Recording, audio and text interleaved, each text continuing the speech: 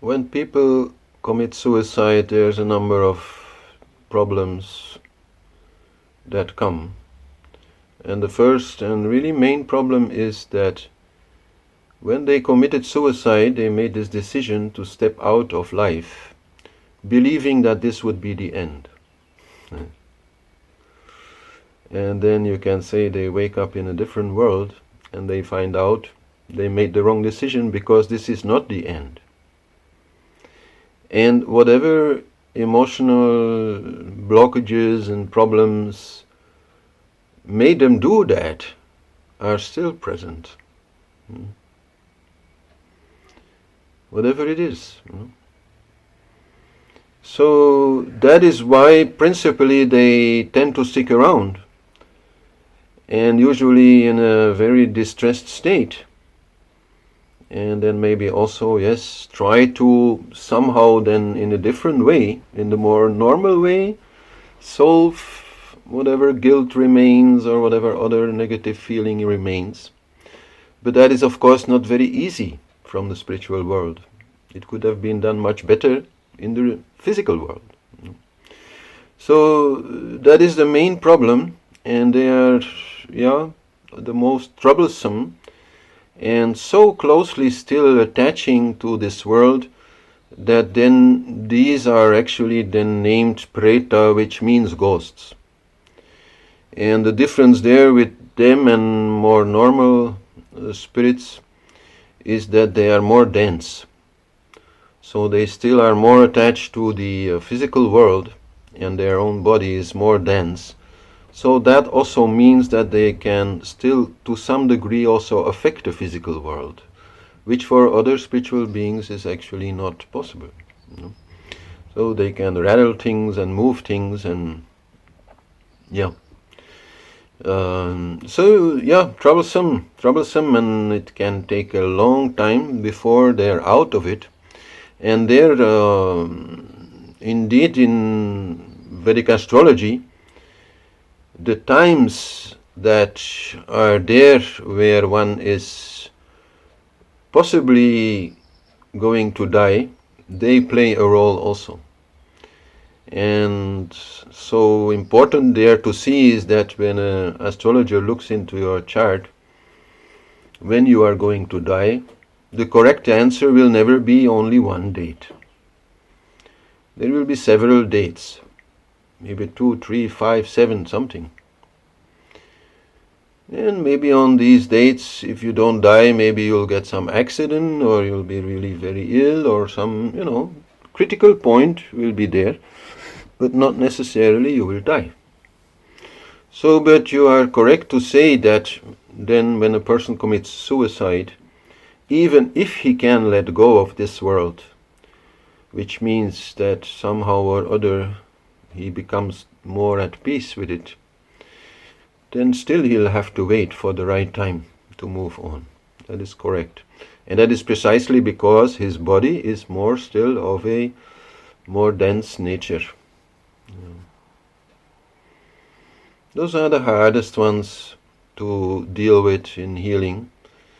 And fortunately, they are rare. They are only very small percentage. And when they cause problems for others, these are also of a rather particular nature, like, creating sounds, creating disturbances in houses, haunted houses. Every year I have to clean a few houses like that, which is not easy. And they might, most of all, I believe, influence the mental of some people to whom they feel still very connected. And that, may then lead to a number of also psychosomatic ailments. So, this is not a good idea. No solution at all. Really the wrong idea. And I can, very well imagine it, that people get to this idea. And yeah, if you don't believe in life after death, then it's kind of like a choice we have, no? Yeah, although hungry ghosts are still a bit of a different nature. But okay, I don't want to have too many ghost stories, Well, that's our point. It's also not useful information actually for most people. Don't have to deal with that, so then, better not know about it. That is also honestly important to say, because of my work as a healer. Yeah, we talk sometimes about these subjects, but it's not really necessary for people to know too much about it, because otherwise people tend to become more afraid, no? Afraid of this unseen world, and that is also not so much needed, no? If you want to work with it, if you want to yourself play some role in healing people, let's say, then yeah, you need to know a lot of things about it. But if that is not the case, then better remain ignorant about it, but know that this world exists, know that it can affect you, know that your own inner strength and purposefulness is your main defense, and that your respect towards the spiritual in each and everything, whether it be a person or an animal or a plant or a stone or a river, that this is also very much part of your protection.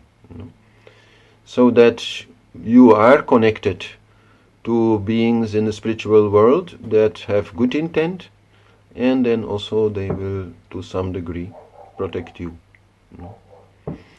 Maybe one thing more to say about the issue of suicide, though, is that in case of euthanasia, which now often happens when people have a disease which anyhow is lethal and which causes a lot of pain and discomfort, that this is actually different, because there is not such a lack of peace when that person goes.